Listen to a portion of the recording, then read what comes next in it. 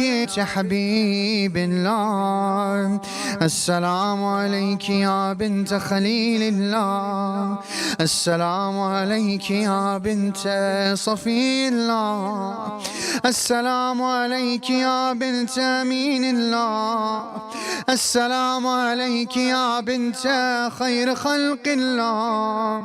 السلام عليك يا بنت أفضل أنبياء الله ورسله وملائكته. السلام عليك. السلام عليك يا بنت خير البرية. السلام عليك يا سيدتي نساء العالمين من الأولين والآخرين. السلام عليك يا زوجة ولي الله وخير الخلق بعد رسول الله. السلام عليك يا أم الحسن والحسين سيدي شباب أهل الجنة. السلام عليك أيتها الصديقة الشهيدة. السلام عليك أيتها الرضية المرضية. السلام عليك أيتها الفاضلة الزكية. السلام عليك أيتها الحوراء الإنسية. السلام عليك أيتها التقية النقية. السلام عليك أيتها المحدثة العليمة. السلام عليك أيتها المظلومة المغصوبة. السلام عليك أيتها المضطهدة المقهورة.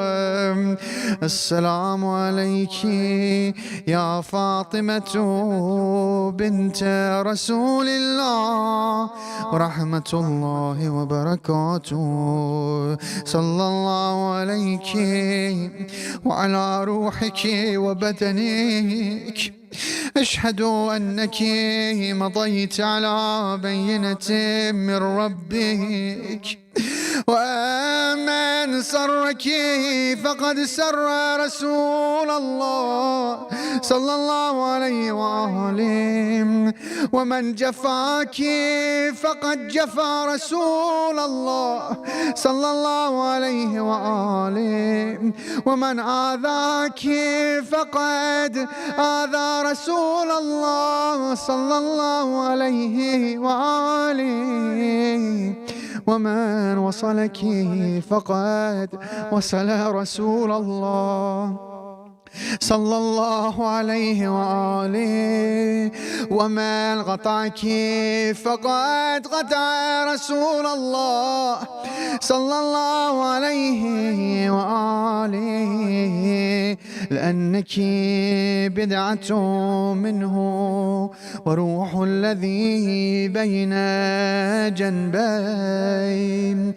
أشهد الله ورسله وملائكته أني راض عمن رضيت عنه ساخط على من سخطت عليه متبرئ ممن تبرأت من موال لمن واليت معاد لمن عاديت مبغض لمن أبغضت محب لمن أحببت. وكفى بالله شهيدا وحسيبا وجازيا ومثيبا. اللهم صل على محمد وآل محمد وعجل فرجهم. سلام آخر.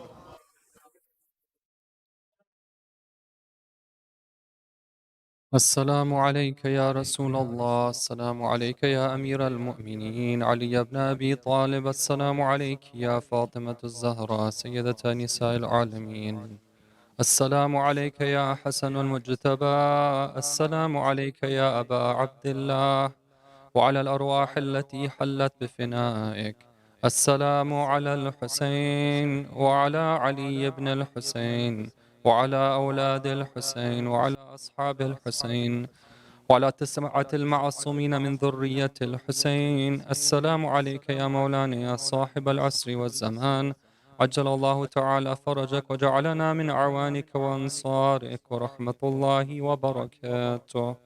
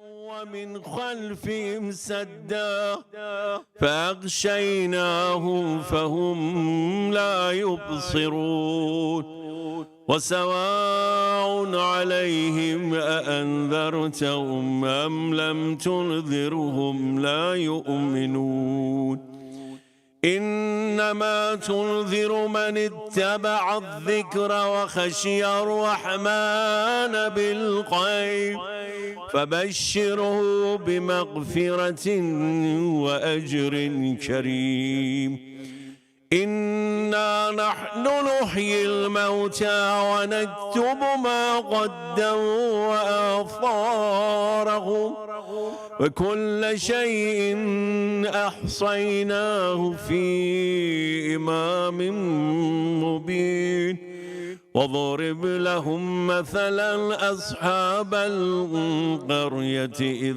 جاءها المرسلون إذ أرسلنا إليهم 2 فكذبوهما فعززنا بثالث فقالوا إنا إليكم مرسلون قالوا ما أنتم إلا بشر مثلنا وما أنزل الرحمن من شيء إن أنتم إلا تكذبون قالوا ربنا يعلم إنا إليكم لمرسلون وما علينا إلا البلاغ المبين قالوا إنا تطيرنا بكم لئن لم تنتهوا لنرجمنكم وليمسنكم منا عذاب أليم قالوا طائركم معكم أئن ذكرتم بل أنتم قوم مسرفون وجاء من أقصى المدينة رجل يسعى قال يا قوم اتبعوا المرسلين اتبعوا من لا يسألكم أجرا وهم مقتدون وما لي لا أعبد الذي فترني وإليه ترجعون أتخذوا من دونه آلهة إن يرد الرحمن بضر لا تغن عني شفاعتهم شيئا ولا ينقذون إني إذا لفي ضلال مبين إني آمنت بربكم فاسمعون قيل ادخل الجنة قال يا ليت قومي يعلمون بما غفر لي ربي وجعلني من المكرمين وما أنزلنا على قومه من بعده من جند من السماء وما كنا منزلين إن كانت إلا صيحة واحدة فإذا هم خامدون يا حسرة على العباد ما يأتيهم من رسول إلا كانوا به يستهزئون ألم يروا كم أهلكنا قبلهم من القرون أنهم إليهم لا يرجعون وإن كل لما جميع لدينا محضرون وآية لهم الأرض الميتة وآية لهم الأرض الميتة أحييناها وأخرجنا منها حبا فمنه يأكلون وجعلنا فيها جنات من نخيل وأعناب وفجرنا فيها من العيون ليأكلوا من ثمره وما عملته أيديهم أفلا يشكرون سبحان الذي خلق الأزواج كلها مما تنبت الأرض ومن أنفسهم ومما لا يعلمون وآية لهم الليل نسلخ منه النهار فإذا هم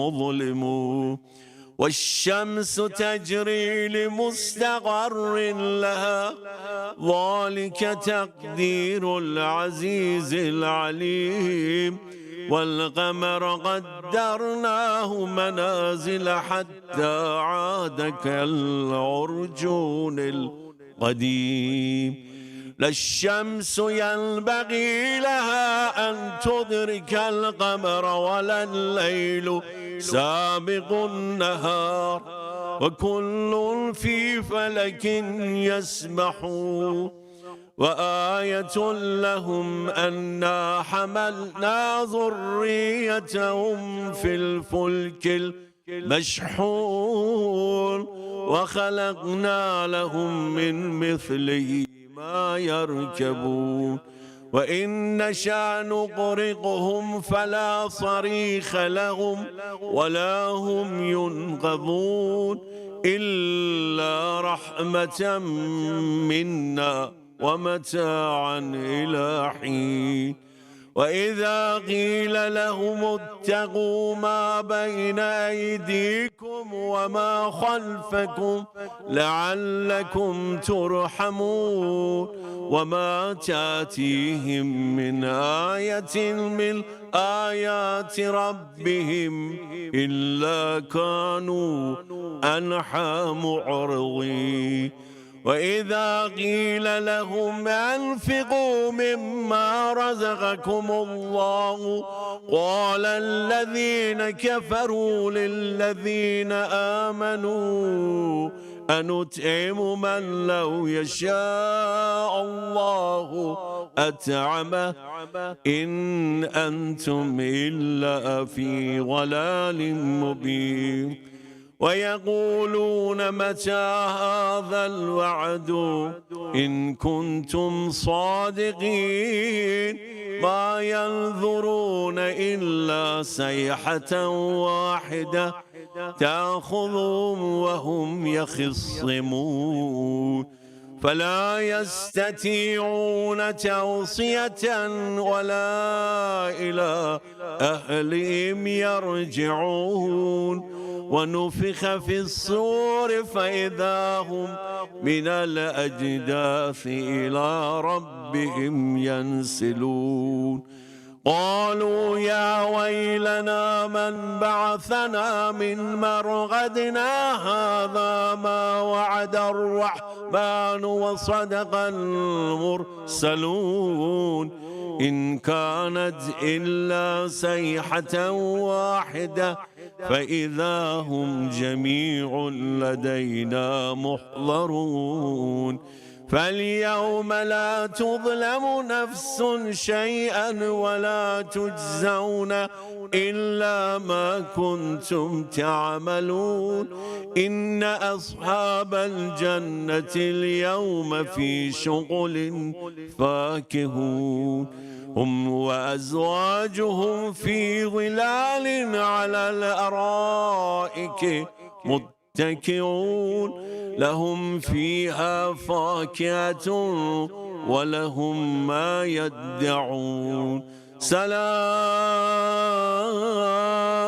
قولا من رب رحيم وامتازوا اليوم أيها المجرمون ألم أعهد إليكم يا بني آدم أن لا تعبدوا الشيطان إنه لكم عدو مبين وأن اعبدوني هذا صراط مستقيم ولقد أضل منكم جبلا كثيرا أفلم تكونوا تعقلون هذه جهنم التي كنتم توعدون اصلوها اليوم بما كنتم تكفرون اليوم نختم على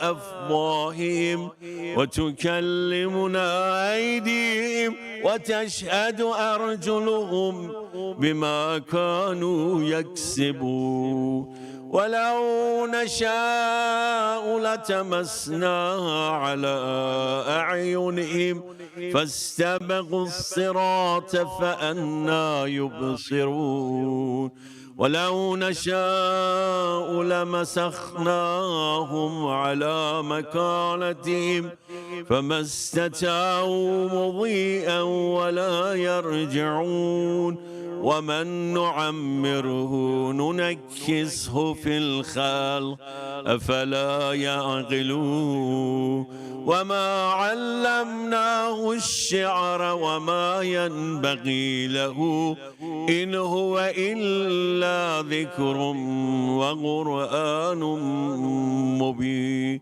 لينذر من كان حيا ويحق القول على الكافرين أولم يروا أنا خلقنا لهم مما عملت أيدينا أنعاما فهم لها مالكون وذللناها لهم فمنها ركوبهم ومنها يأكلون ولهم فيها منافع ومشارب أفلا يشكرون واتخذوا من دونه آلهة لعلهم ينصرون لا يستطيعون نصرهم وهم لهم جند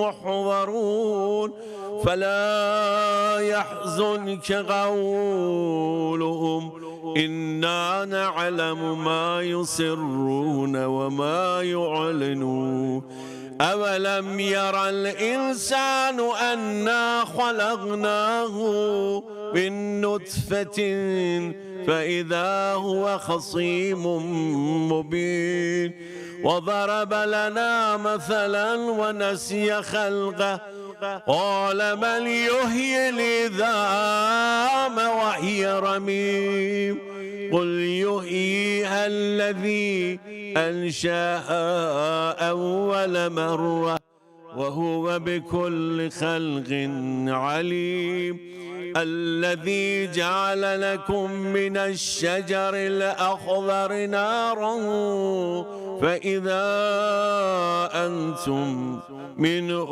توقدون أوليس الذي خلق السماوات والأرض أوليس الذي خلق السماوات والأرض بقادر على أن يخلق مثلهم بلى وهو الخلاق العليم إنما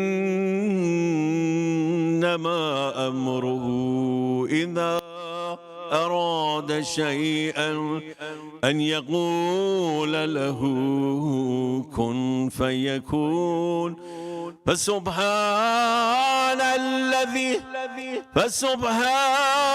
الذي بيده ملكوت كل شيء وإليه ترجعون آمنا بالله صدق الله العلي العظيم. Inshallah, recite the Fatiha for all the marhumin, those used to be with us, your loved ones, anyone you can think of, especially tonight for marhumin, Mir Alam Ali Khan, Mir Korban Ali Khan, and also Mir Askar Ali Khan, and all the other marhumin. Rahimallah man yaqra al-Fatiha wa al-Ikhlas wa salawat.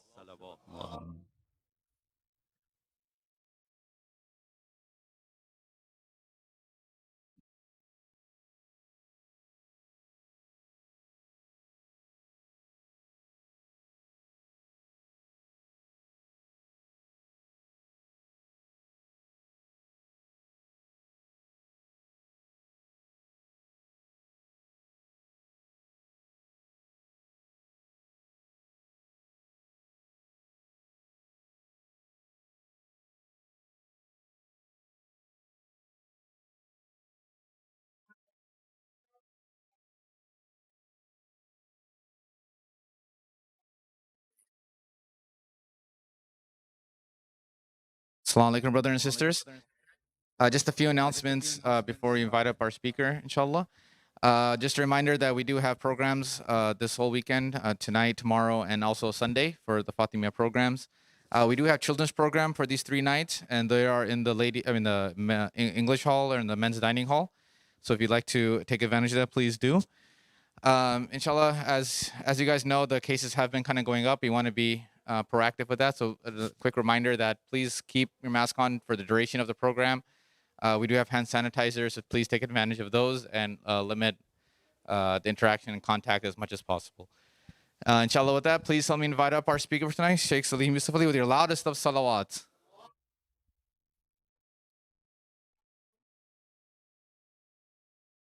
Yes, the one announcement, the 2022 calendars are available, Saba calendar available. We'll have those as you leave in the lobby, or you can talk to Brother Muzaffar for more information.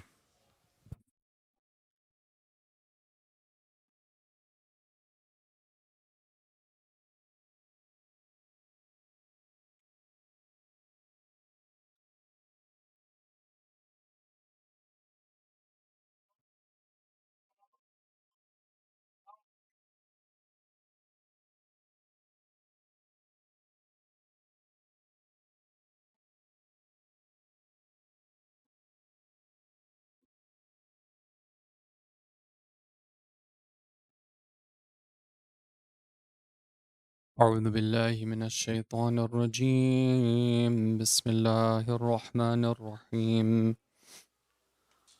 الحمد لله رب العالمين. لا حول ولا قوة إلا بالله العلي العظيم. والصلاة والسلام على أشرف الأنبياء والمرسلين وخاتم النبيين وسيد المرسلين أبي القاسم محمد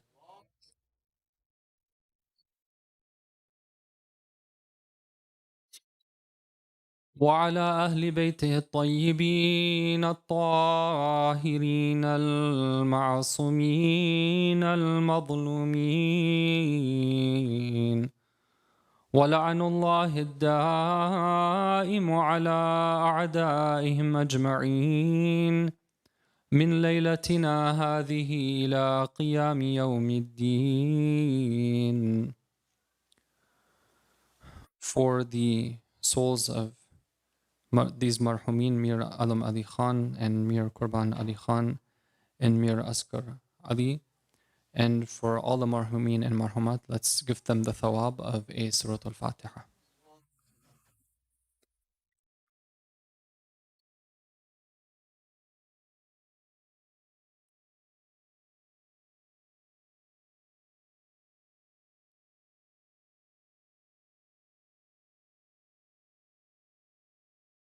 Respected elders, brothers, and sisters, we've gathered here tonight for commemorating the Shahada anniversary of Sayyida Fatima Zahra Salam Allahi alayha. On this occasion, Allahumma salli ala Muhammad. On this occasion, I want to express my condolences to the Imam of our time, who in hadith we're told that it is reported that he said that indeed in my grandmother Fatima there is a great example for me. Definitely on these nights, the Imam of our time is in a state of mourning and grief, and we mourn with him. And my condolences to all of the believers on this occasion. I wanted to, inshallah, spend some minutes this evening talking about some of the fada'il and one of the life lessons that we can learn from Sayyidah Fatima alayha salam. Ayatollah Jawadi Amuli Hafidahullah, one of our greatest scholars, he says that when it comes to the personality of Fatima al-Zahra, speaking about her is both sahl and mumtani', meaning that it's both something which is easy to do and also something which is impossible to do. Why is it easy to speak about Sayyidah Fatima alayhi salam? Because there are so many virtues and there's so many excellent things that somebody can talk about her that they're endless. There's so much that can be said. But it's also impossible. Why? Because he says that the depth of her virtues and the depth of her excellence, if you want to take it to be an example of a sea or an ocean, it is so deep that no one can even go and dive into that ocean. Who is Fatima alayha salam? We can only gain glimpses when we hear the likes of Rasulullah sallallahu alayhi wa alayhi.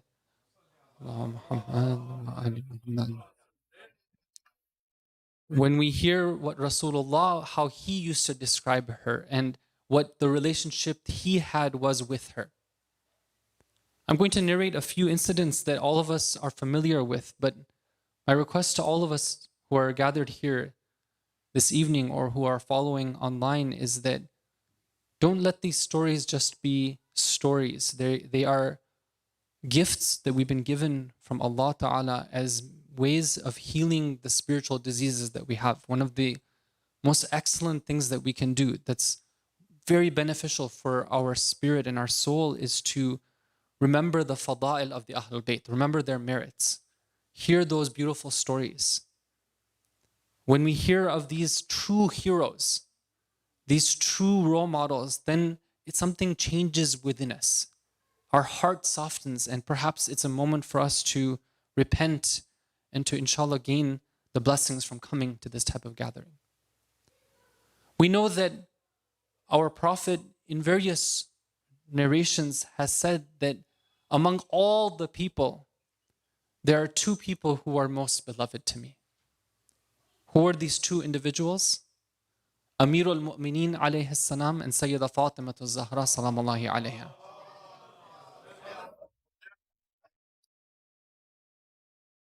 Now when Habibullah, the beloved of Allah, the one who is the manifestation for Allah's love, if you want to know where Allah loves lies, you go and look what the Prophet loves.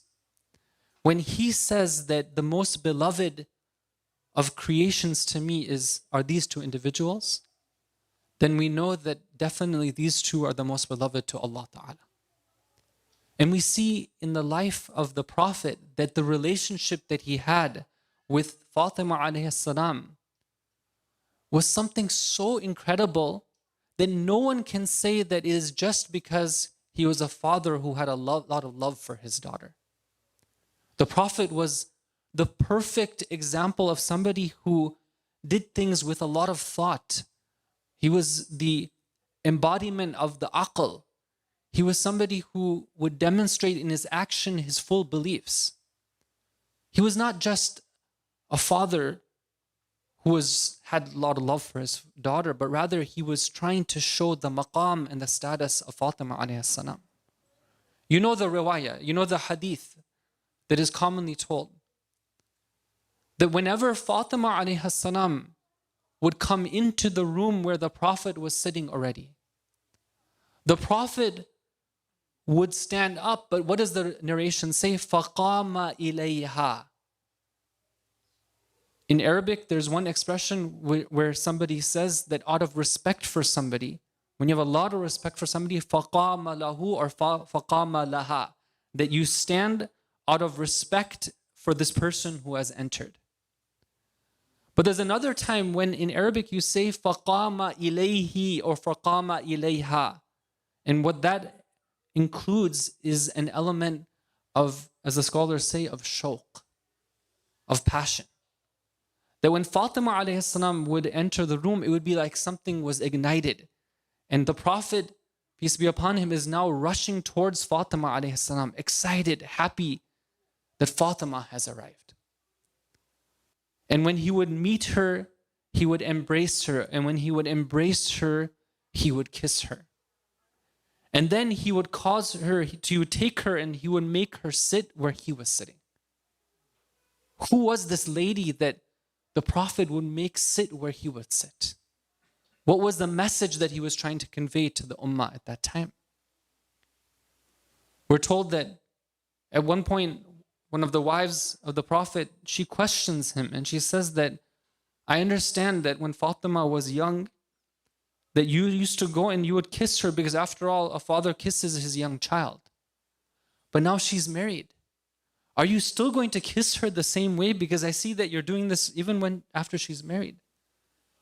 So the Prophet says to her that if it was possible, perhaps it's not possible, but if it was possible for you to understand the extent of love I have for Fatima alayhi salam, then your love for her would increase as well.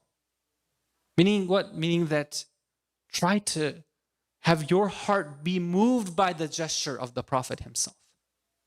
And then what does he explain to her? He says a little bit of the mystery and the depth and the profundity of who Fatima alayhi salam is. So he says to her that whenever I long for the scent of paradise, then I fulfill my longing by going to Fatima alayhi salam and kissing her. For she is a huriya insiya, for she is a heavenly being in the form of a human being. This is who Fatima alayhi salam is. Please recite salawat ala Muhammad wa ala.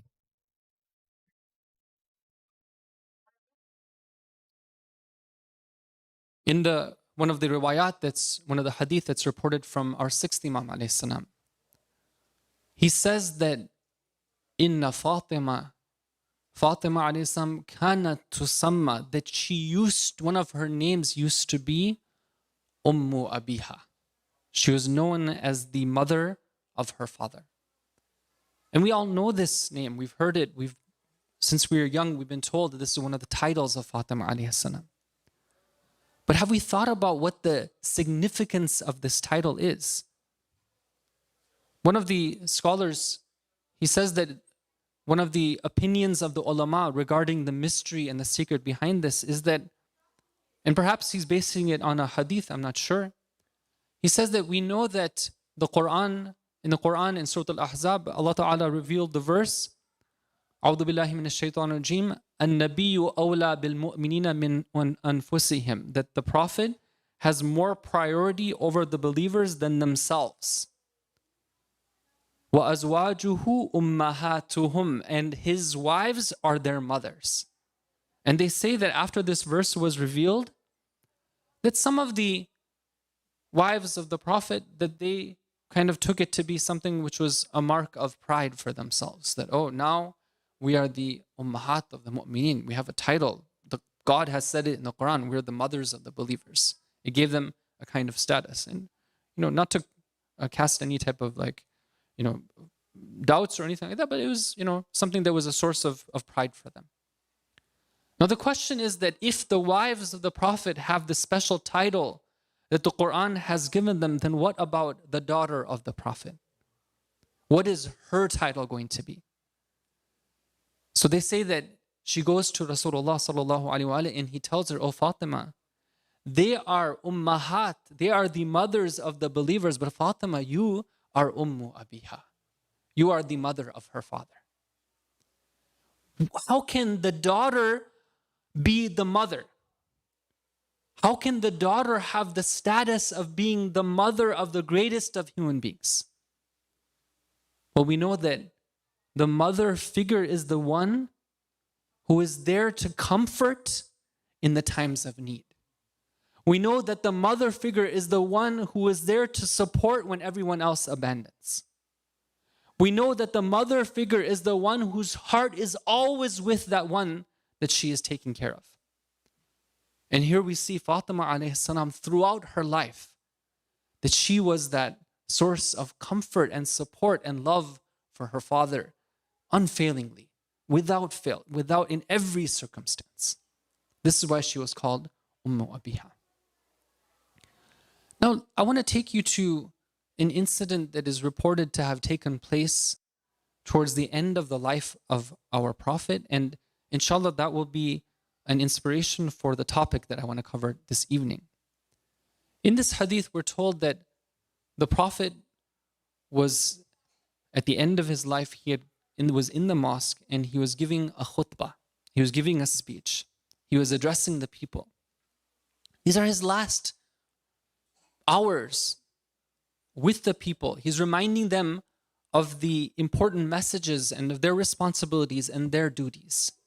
And as part of what he says to them, as he's speaking to them, he says, Ya Fatima, i'amali.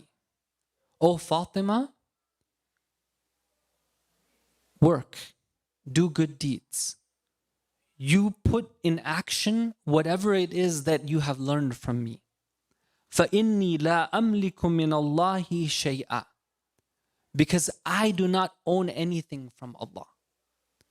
What is the Prophet trying to say? Why is he mentioning Fatima alayhi salam in the middle of his speech? It seems that the Prophet wants to convey a very important message, which is that the Islamic teachings is one where there is no merit that is gotten by mere claims. True merit and true value comes about by putting into practice what we know. Even if you are the daughter of the Prophet himself. Now, the Prophet is the Prophet. He is the one who has the maqam of shafa'ah. He is the Habibullah and so many other things. His merits are countless. But when it comes to this point, even his daughter is not exempt from this rule that what matters is the action that you do, what you actually put into practice. It's not about claims. It's not about something that, oh, I knew that. No, it's about what you actually act upon. And brothers and sisters, one of the things we see in the life of Fatima alayhi salam is that she was somebody who, she was already putting this into action. She was already acting upon it. And the Prophet is saying this to her as a lesson for us. And she herself had the same message for her followers. That if you love me, and if you call yourselves my Shia, then your responsibility is to put into action what you know. And so my topic is this concept of practically putting into practice what we know. Inshallah, over the course of the 3 nights, I want to look at some of the principles and the guidelines we have in the teachings from the Quran and the Ahlul Bayt regarding this topic. Please recite salawat ala Muhammad wa ala.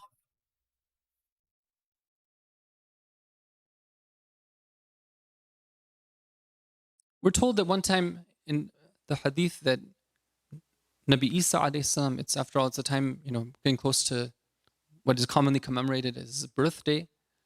Right? Nabi Isa alayhi salam, they say that one day he was walking and he comes across a stone.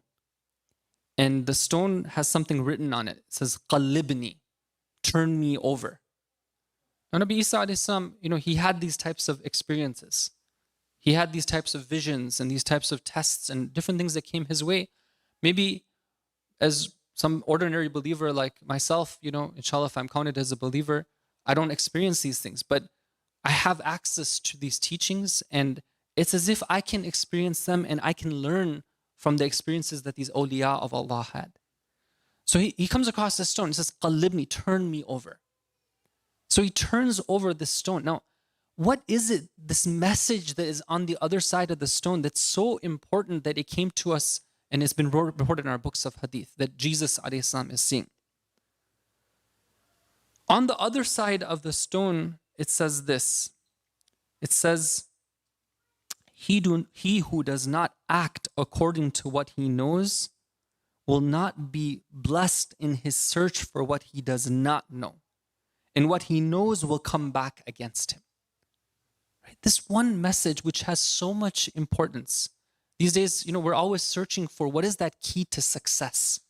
We're trying to understand what can we do. Well, here it is. Two things. First of all, know what you need to know. And second of all, put into practice what you know. If you don't do that, this is warning us, this hadith and many others, it's warning us that you will not be successful in gaining that knowledge that you really need to know. Meaning what? Meaning there are some things that you are destined to be taught in your life. But the only way of getting access to that knowledge is to climb the ladder through putting into action what you already know. And then you'll see these realities. You'll see these truths.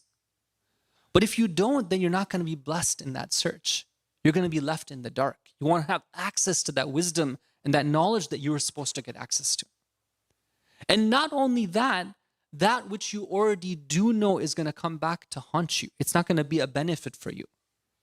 The Quran speaks about this. It uses this poignant example of an animal, a donkey that's carrying books.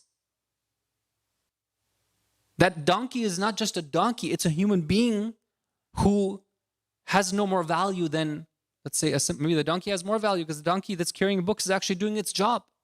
But the human being who has that knowledge but is not putting into practice is not even doing their job. And then the Quran speaks about the other side of it as well. Somebody who has, another example too, somebody who has knowledge but doesn't act upon it. The example of Bal'am Ba'ura, that descendant of one of the prophets. He should have known better. He was given knowledge. They say he had access to Ismul A'zam. But when people came to him and they said that Nabi Musa is coming to our land, he's asking us to surrender, we're coming to you to protect us, he decides to take a stance against the prophet of the time.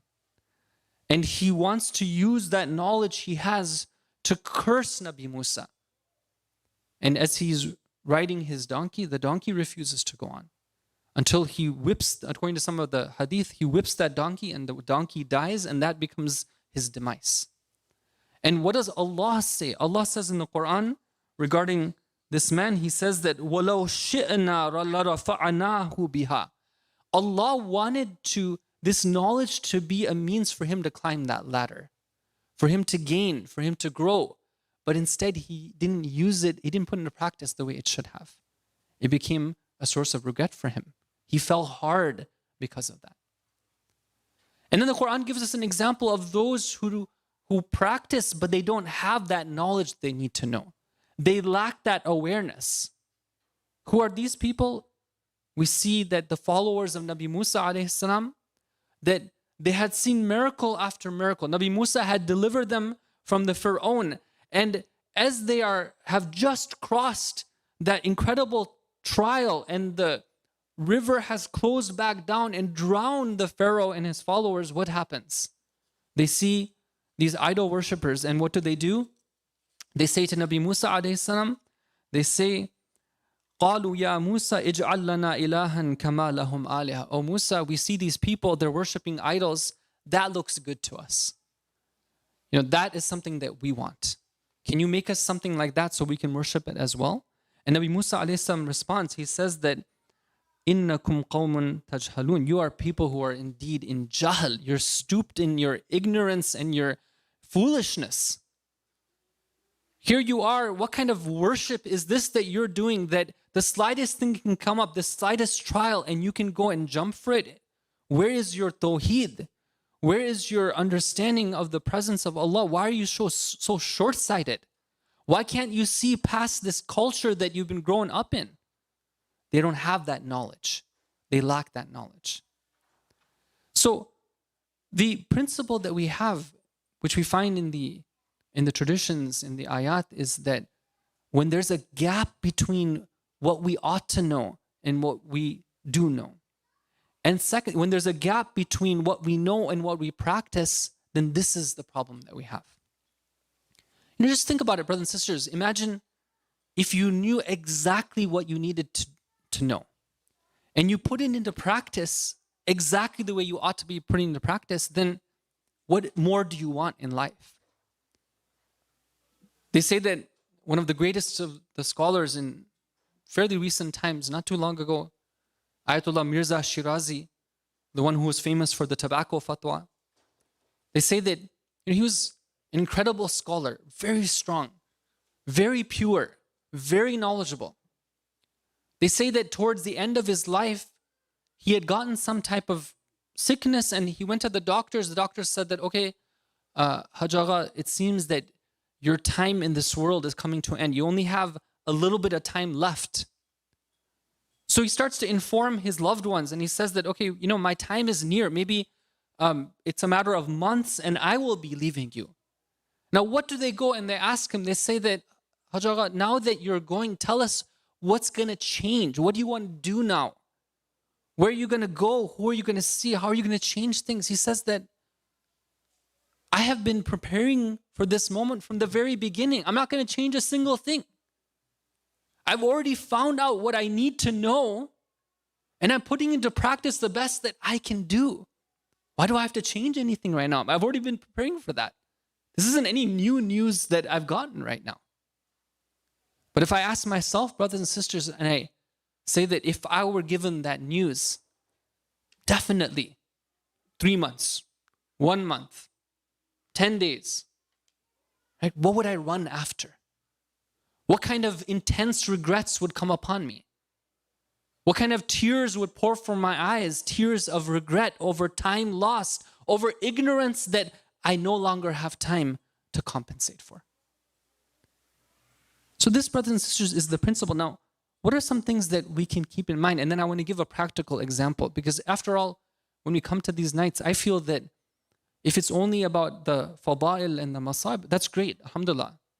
But I also want to make sure that we talk about some of those real issues that we're facing as a community. Inshallah, you can help me with the salawat ala Muhammad wa ali Muhammad.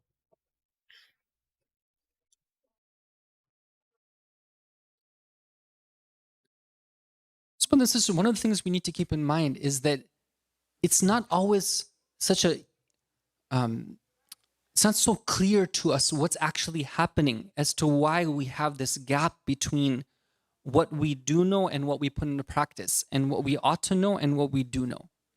And so it's useful for us to examine, how does the Quran speak about this? How do the ahadith, how do they guide us? So a few points that we understand from these sources is, first of all, that there is oftentimes we do know something, but we lose touch with it. And when we lose touch with it, we stop practicing it. We see this so many times. Like, let's say, for example, a simple example, we learn how to do wudu in a correct manner. And then let's say a year passes and we haven't had a refresher about how to do wudu. And we suddenly hear a lecture and it's like, oh, you have to make sure, for example, to get the back of your elbow. You have to make sure to not get fresh water from the tap when you're doing the mas, and so on and so forth. And then we're like, oh, I've fallen into this type of bad habit. Right? That's a simple example. But it can apply to so many things. Whether it be what we say, what we hear, what we do, the way we interact with people. It's not that we didn't know. We knew at one point, but that knowledge somehow it escaped from us. And this is why it's very important that we need to keep reminded. Right? Those reminders are extremely necessary. Weekly basis, at least.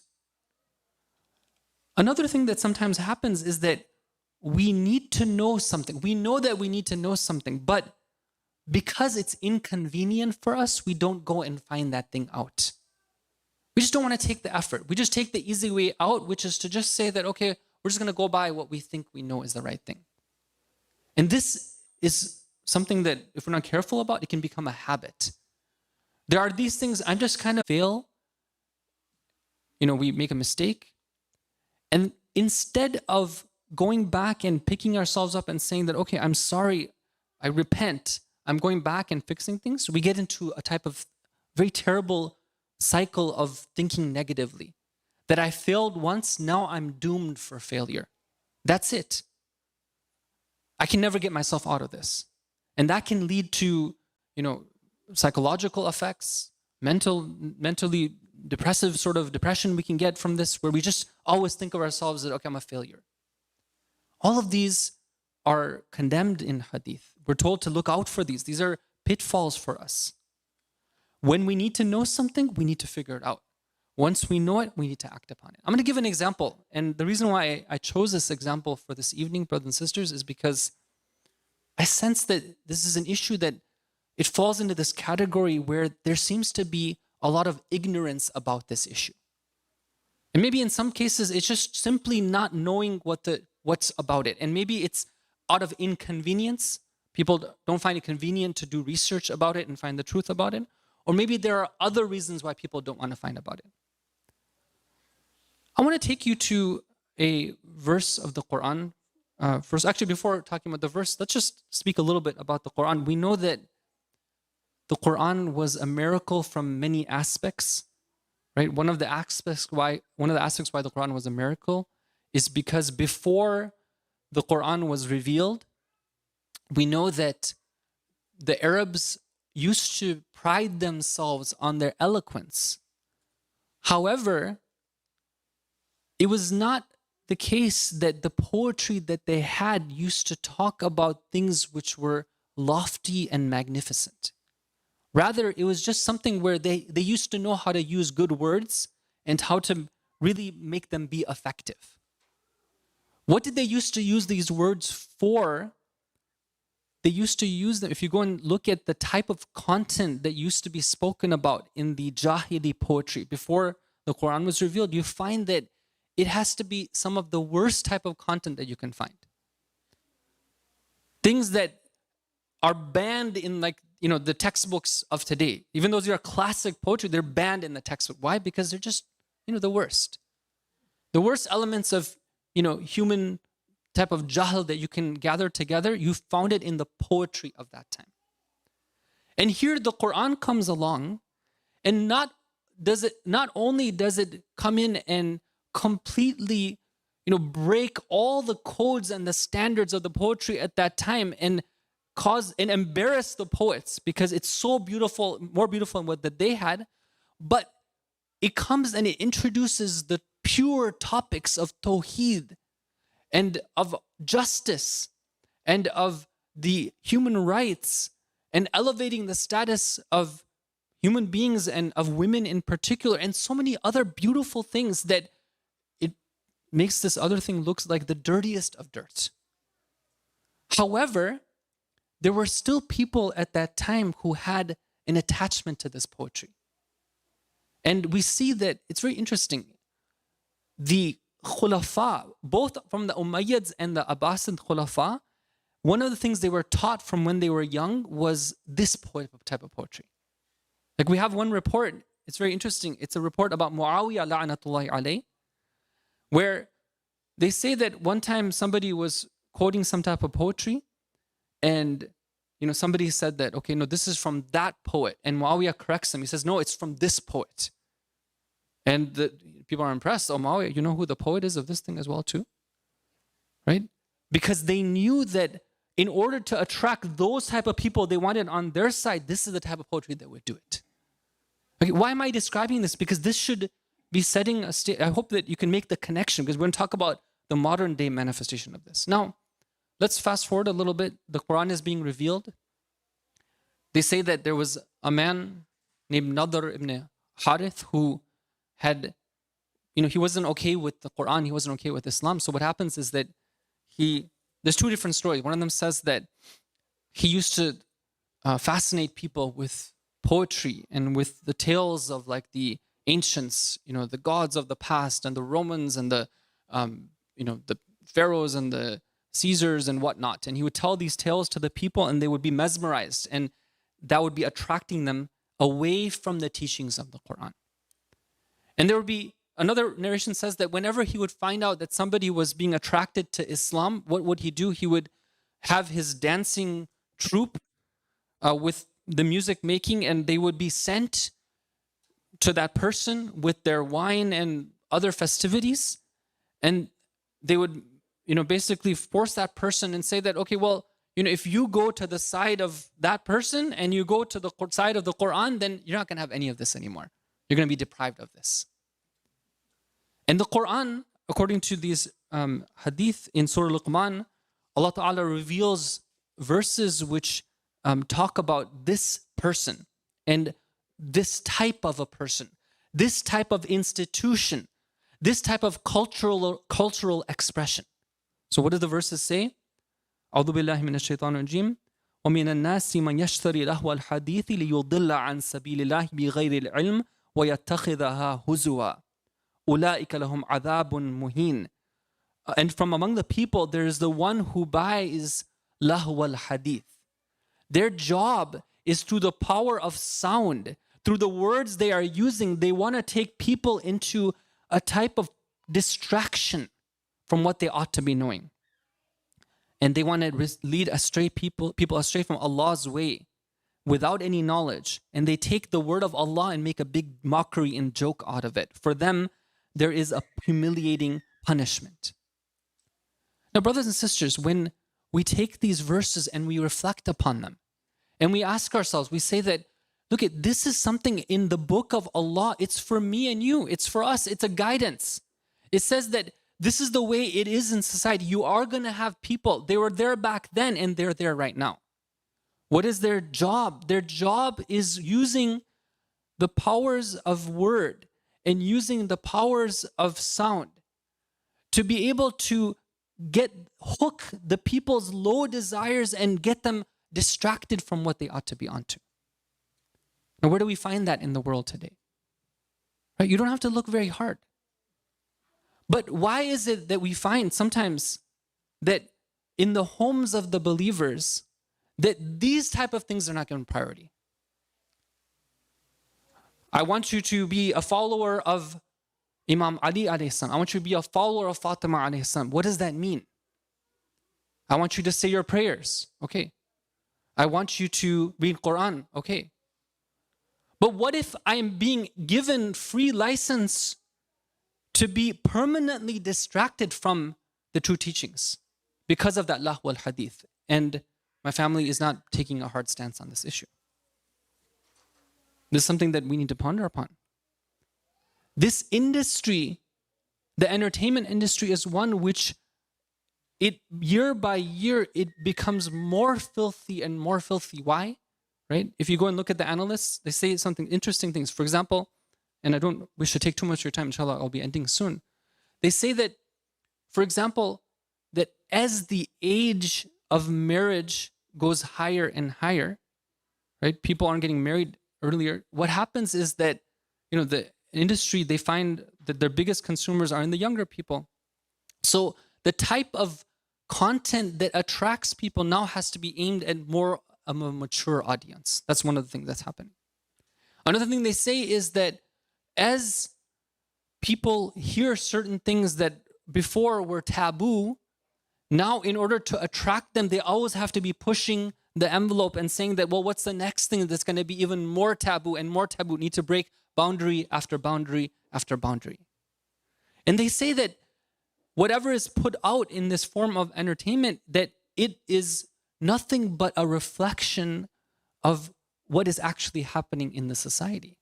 This is being, circulated, and it's made into a form where it's actually fed like a pill to the person who is going to take it and say that these are now my values and my norms. So when I gain this type of knowledge, right, when I learn about it, I study about it, I research, I say, okay, this is something which it makes a lot of sense. The Quran is a book which appeals to my intellect and appeals to my fitrah. I know inside of me that this industry is filthy. Then what do I need to do? And that's where we get to the fourth principle, which is that we need to take action. One of the very powerful ahadith we have from Amir al-Mu'mineen alayhi salam,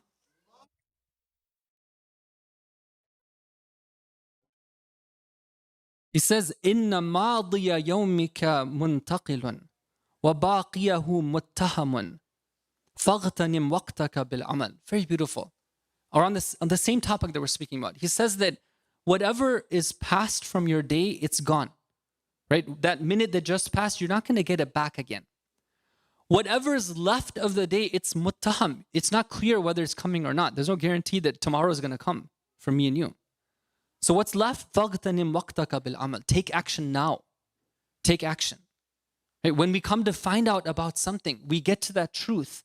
And that truth is guided to us by our aql, by the sharia, by the true teachings, by taking advice from the people of truth and purity and the people of experience. When we get that, then we take action on it. And that's how, to go back to the initial thing, that's how we get more knowledge. That's how we climb the ladder. That's how we get to that elevated state. There was a man, and I'll end with this story. There was a man who once sends his wife to Fatima alayhi salam, and he has a question for her. He says to his wife, go to her and ask her that, are you and I considered one of her Shias? It's a very deep question, very important question. So the man goes, and the lady goes, the wife goes, she says, my husband has a question for you. Are we considered one of your Shias? It seems that he understood that, in this world, if you don't have the pleasure of Fatima alayhi salam, you don't have anything. So he asks her, so Fatima alayhi salam says that, very simple, if you follow our commands and you stay away from our prohibitions, then you are considered among our Shia and you will be with us in Jannah. The wife takes the message back to the husband, and the husband is saddened. He tells her, go back to her and ask her more. So she goes back and she says, oh Fatima, Ya Zahra, that we are those who we love you, but what you said is very difficult. It's very hard. Now what do we do? And Fatima alayhi salam, the gist of what she tells her is that they are the elite Shias, those who are truly with us, and they are the ones who follow our commands and they stay away from our prohibitions. Yes, there are others who, inshallah, with mercy and with tawbah and whatnot, that, they'll be in a good position with the love they have for the Ahlul Bayt alayhim salam, but those aren't our true Shias. They're not among the elite. Inshallah, we ask Allah Ta'ala, by the barakah of these majalis, that we can be considered among the elite of the Shia of the Ahlul Bayt alayhim salam. Sallu ala Muhammad wa ala Muhammad.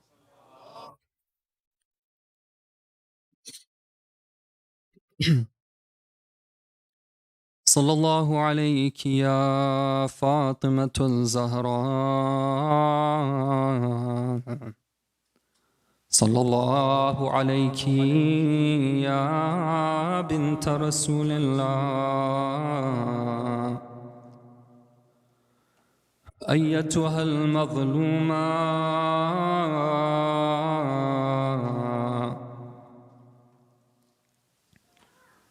Who is this lady who we're commemorating her martyrdom on this evening?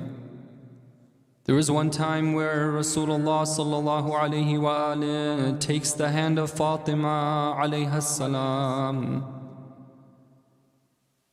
When he leaves his home, he tells people that whoever knows me, knows me. Whoever doesn't know me, then you should know that Fatima is the daughter of Muhammad.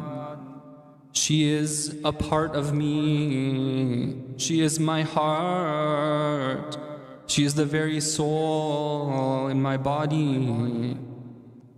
Whoever troubles her has troubled me. And whoever troubles me has troubled Allah. Rasulullah was so caring of Fatima alayha salam. When he was on the last moments, on his deathbed, he was living the last moments of his life. He was seen to be crying, tears were coming from his eyes. They asked him, Ya Rasulullah, why do we see you crying at this moment? He responds, Abki li dhurriyati, I'm crying for my family and what the evil ones of my ummah will do to them after me. كأني بفاطمة بنتي. It's as if I can see my daughter Fatima وقد ظلمت بعدي وهي تنادي يا أبتا يا أبتا. It's as if I can see her and wrong is being done to her.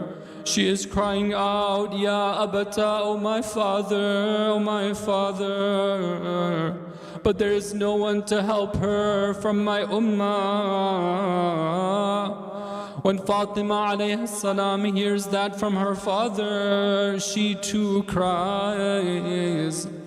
Rasulullah asks her, O Fatima, what makes you cry like this? She responds, Ya Rasulullah, I'm not crying for what will happen to me.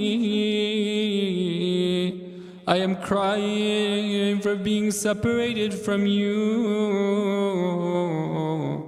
Rasulullah tells her, O Fatima,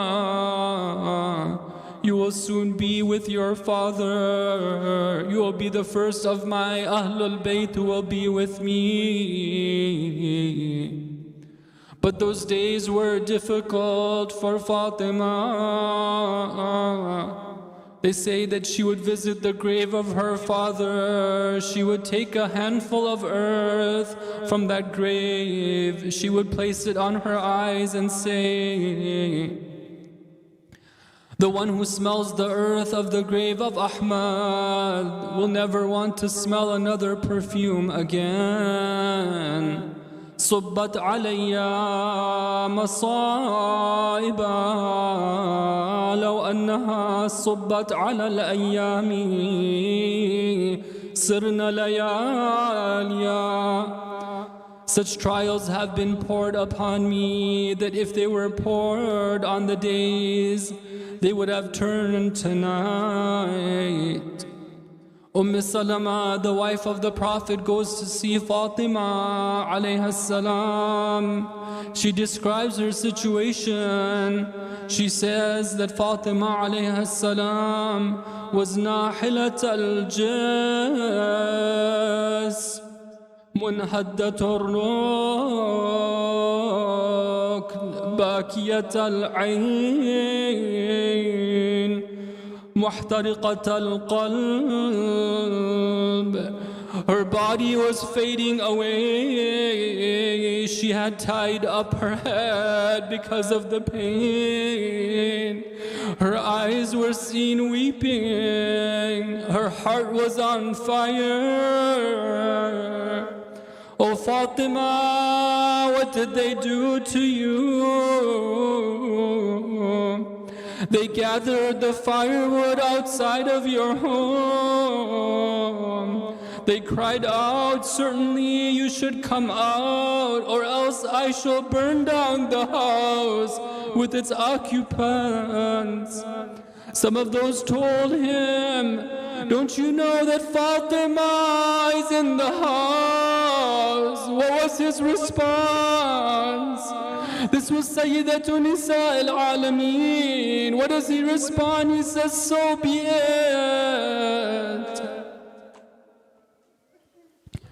She cries out, I have not known anybody who is more ill-mannered than you. You left the corpse of my father and you took the affairs into your hands. You neglected our rights.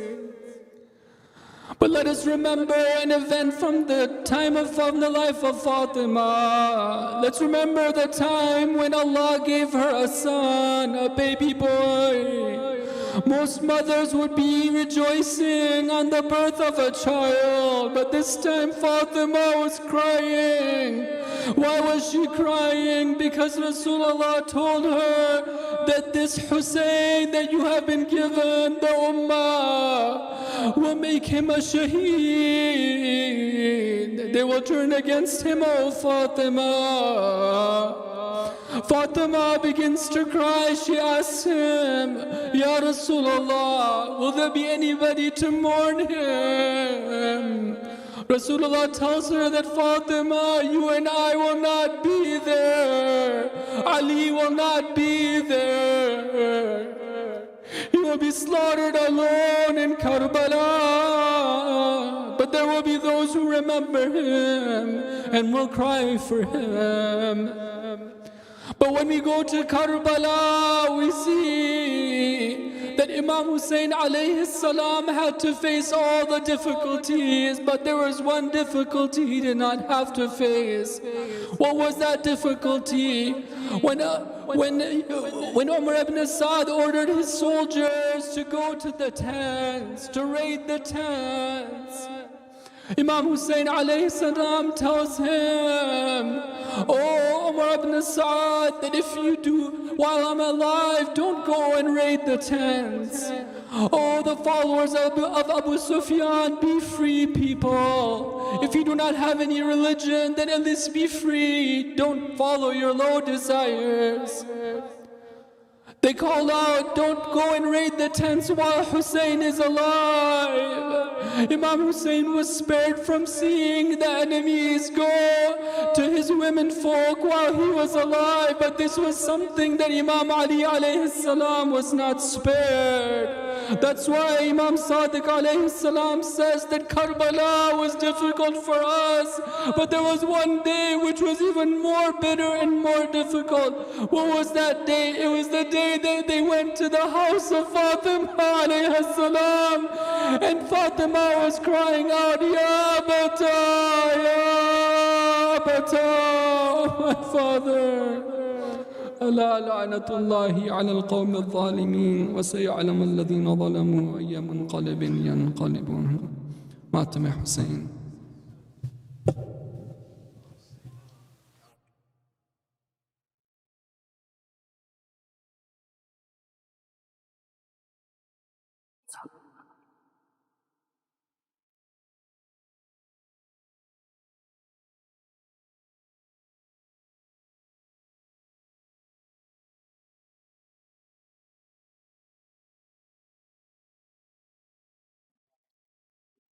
Nahilatul Jasmine. Oh mother, please walk us steady. You're frail and your bed's ready. You can't leave us already.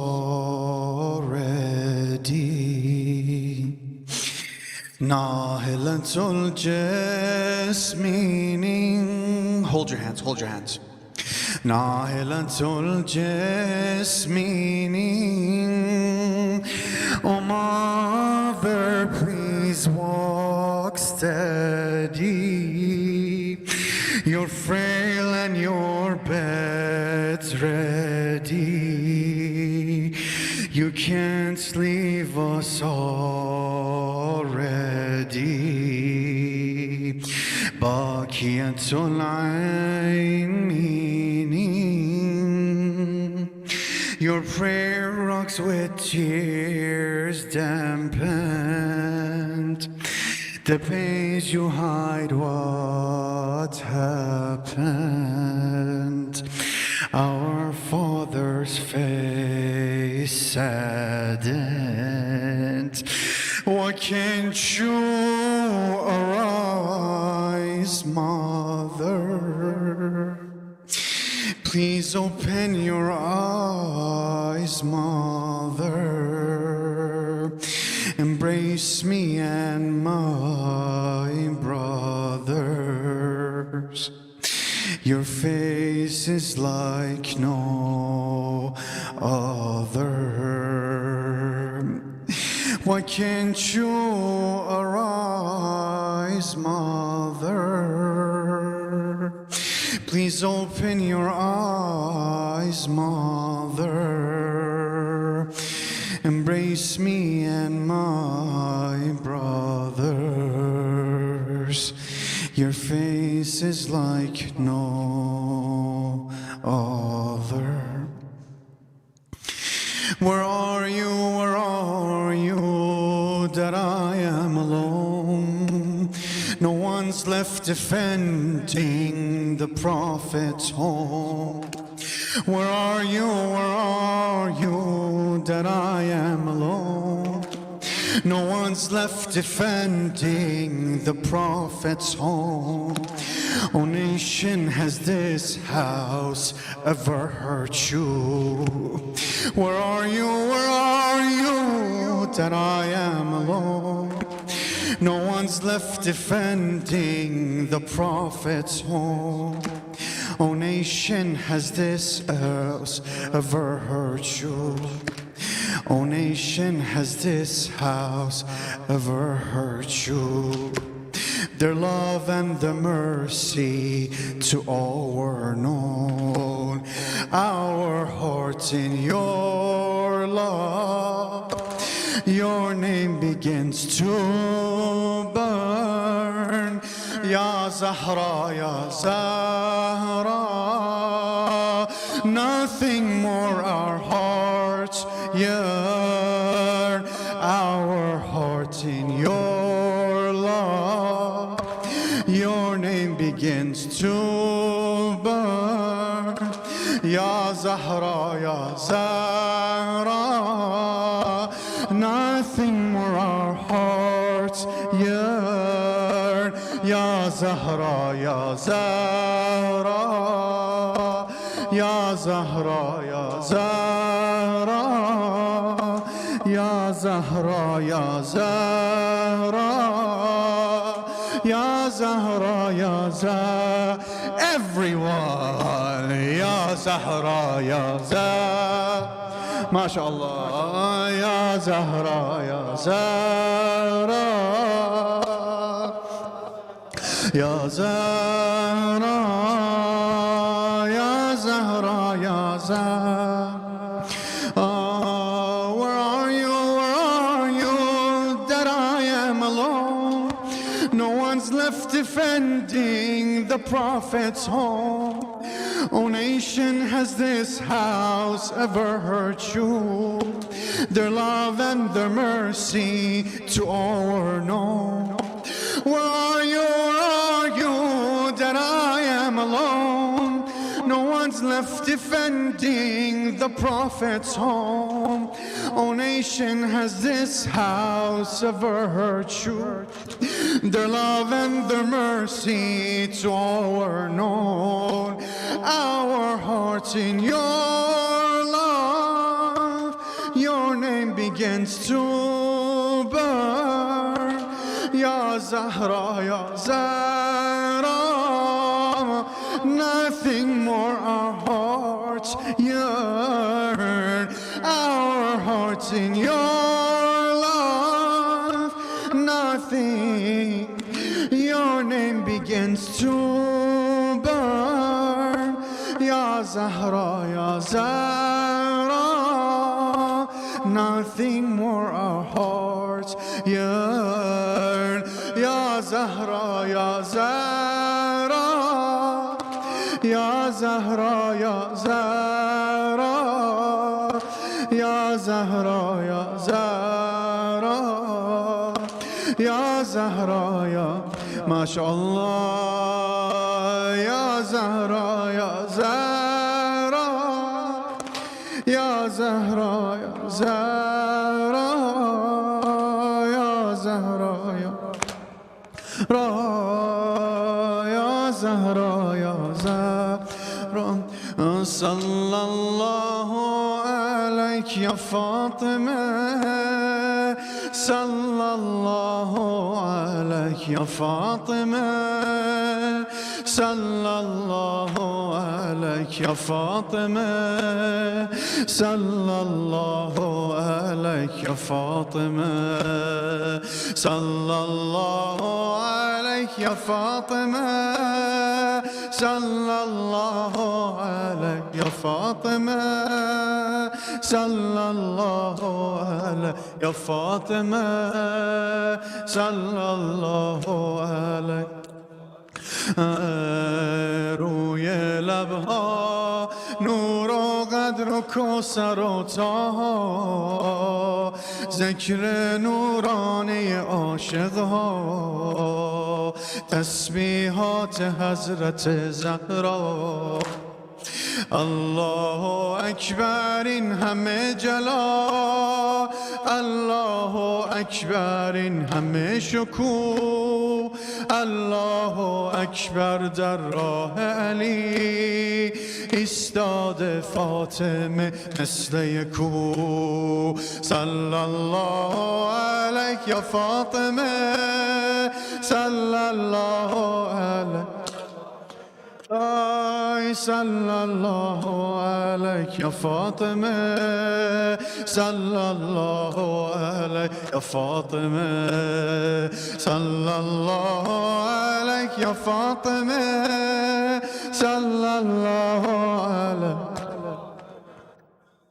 صلی الله علیک یا فاطمه صلی الله فاطمه میدونم که راز شهادت این عشقا رنگ خدا میگیرم من با تسبیحات حضرت زهرا الحمدلله که نوکرتم الحمدلله که مادرمی الحمدلله از بچگی ها مادر سایه روی سرمی صلی الله علیک یا فاطمه صلی الله علیک یا فاطمه صلی الله یا فاطمه صلی الله علیک صلی الله علیک یا فاطمه صلی الله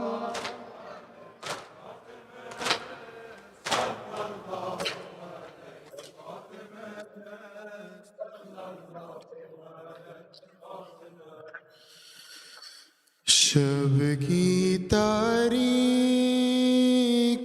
میں زہرا کی صدا ہے بابا تیری بیٹی پہ قیامت کی جفا ہے بابا شب کی تاریکی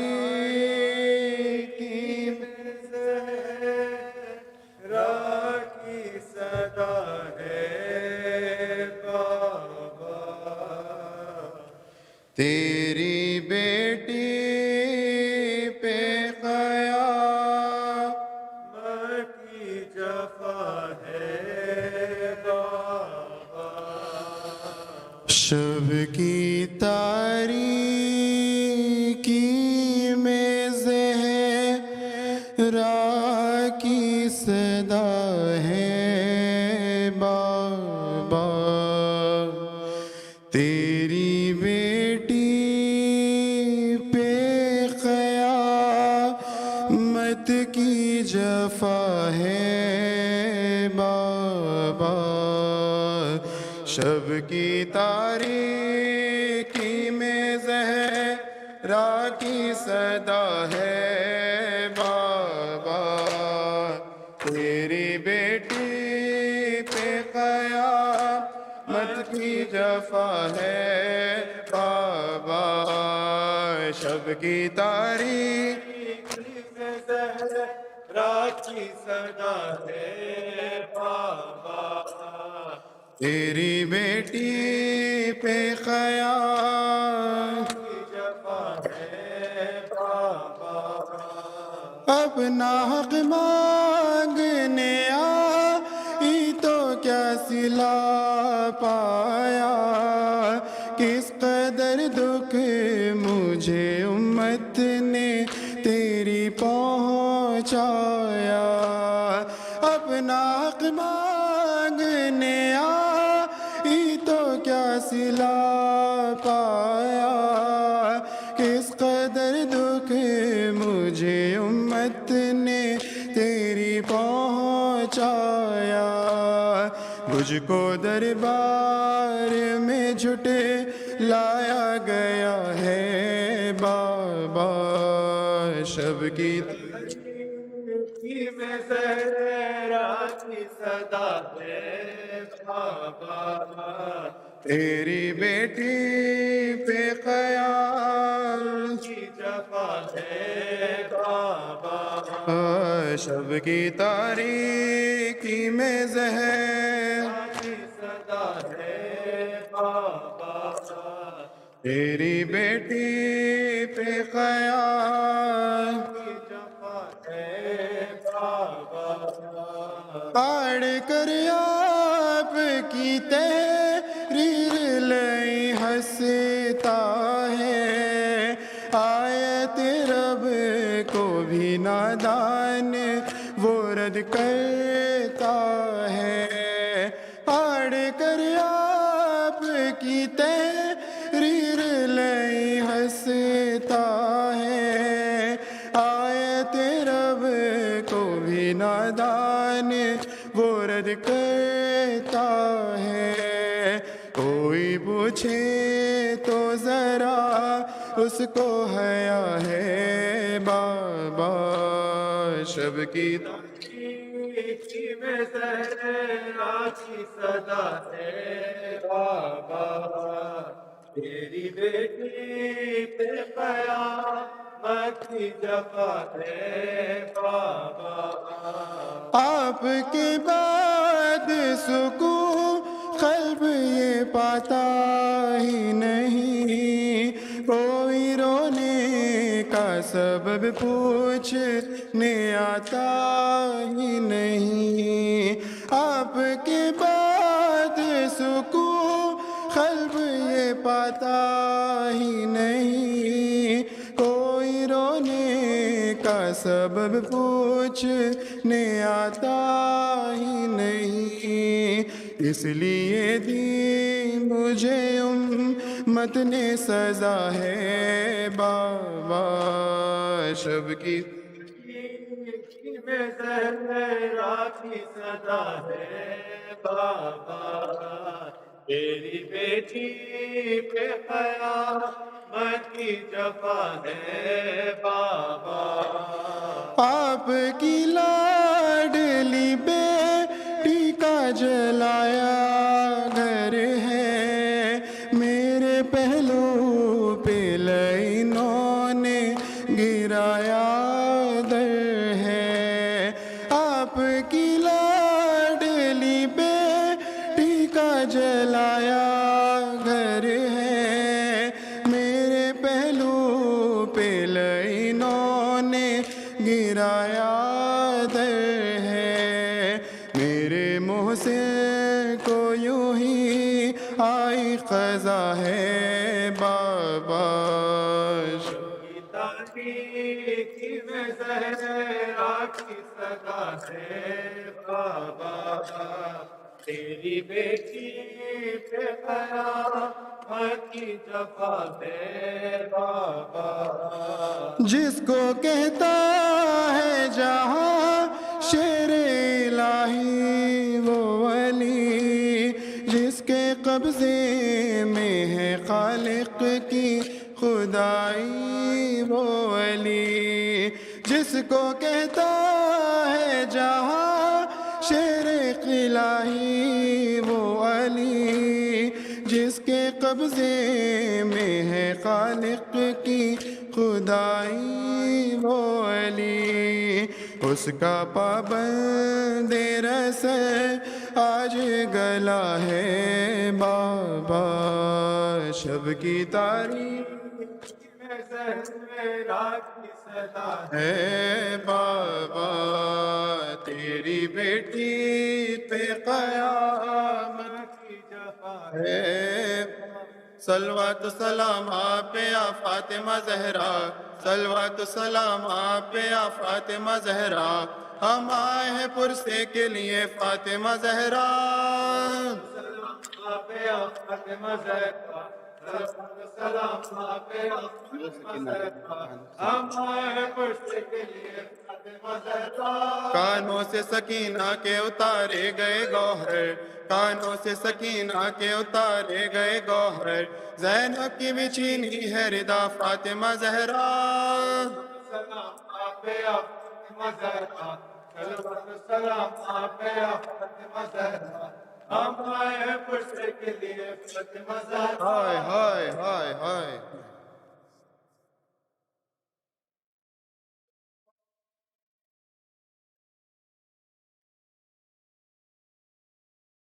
السلام عليك يا رسول الله، السلام عليك يا أمير المؤمنين، السلام عليك يا سيد الوسيل، السلام عليك يا فاطمة الزهراء